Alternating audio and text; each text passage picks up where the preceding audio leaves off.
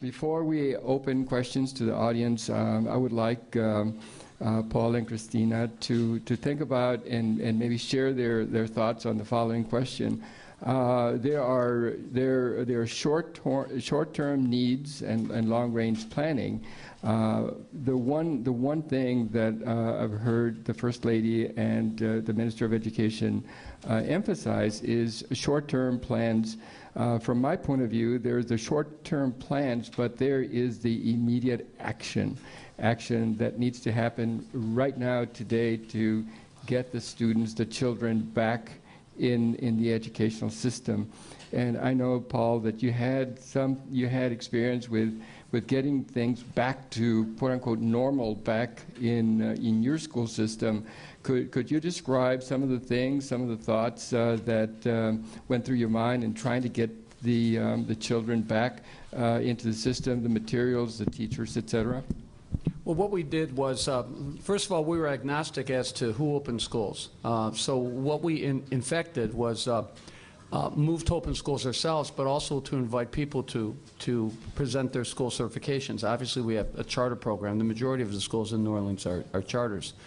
And what the recovery district did was it provided both the buildings and the contents, materials, curriculum instructional materials, educational support materials. So while we didn't limit ourselves to just reopening traditional public schools, rather we invited charters in, for-profits, not-for-profits in.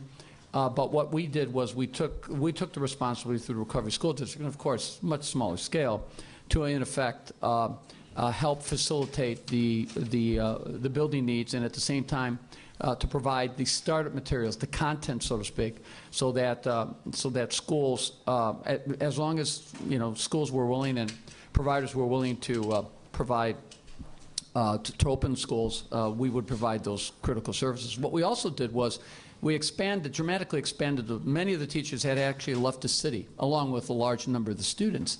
And as a result, there were severe teaching shortages. We maybe had initially half the teachers to teach. So what we did was we dramatically expanded our pool of recruiting teachers. So we just were not only recruiting traditional teachers from traditional certification programs, but through Teach for America, which is the grandmother of Teach for All, and through Teach NOLA, Michelle Wee's program, the new New Teachers Project program.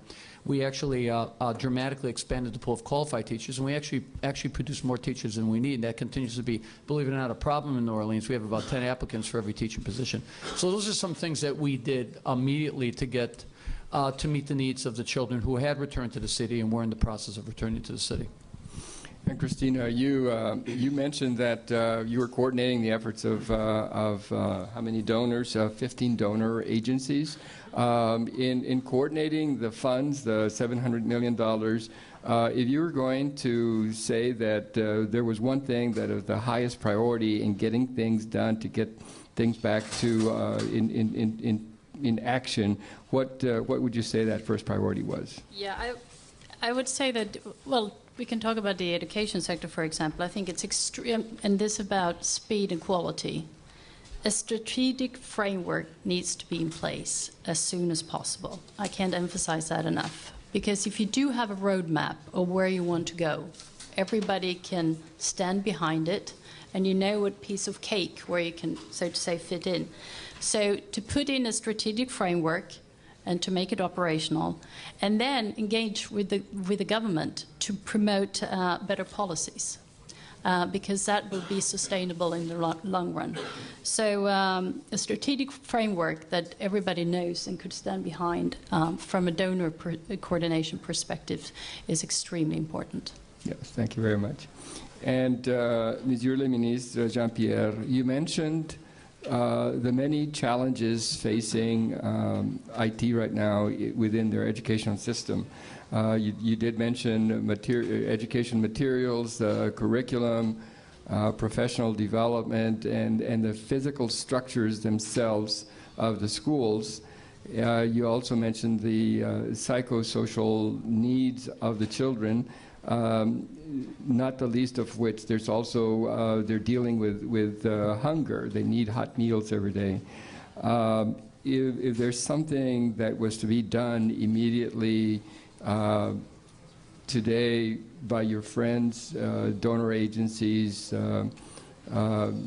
nonprofit organizations, NGOs, what kind of assistance would you say is the most needed right now for you to get the kids back in school?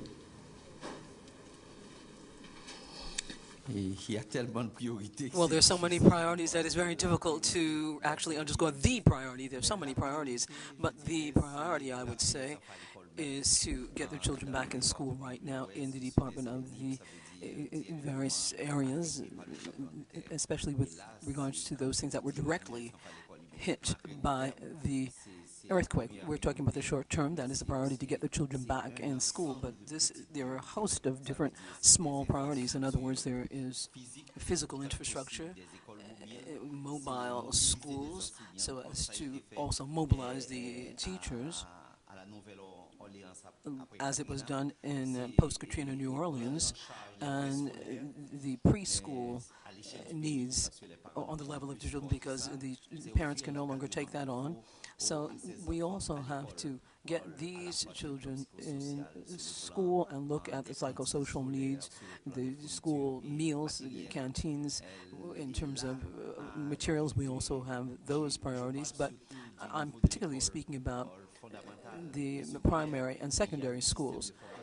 There is also the vocational school system, so we have to more than ever tweak the vocational system in keeping with the realities of the countries. And that might be to develop a more pertinent training for the labor market. We've got a young population. A lot of young people are not in school now. They need vocational training big time so that these people can earn a living and get out of the vicious circle of health.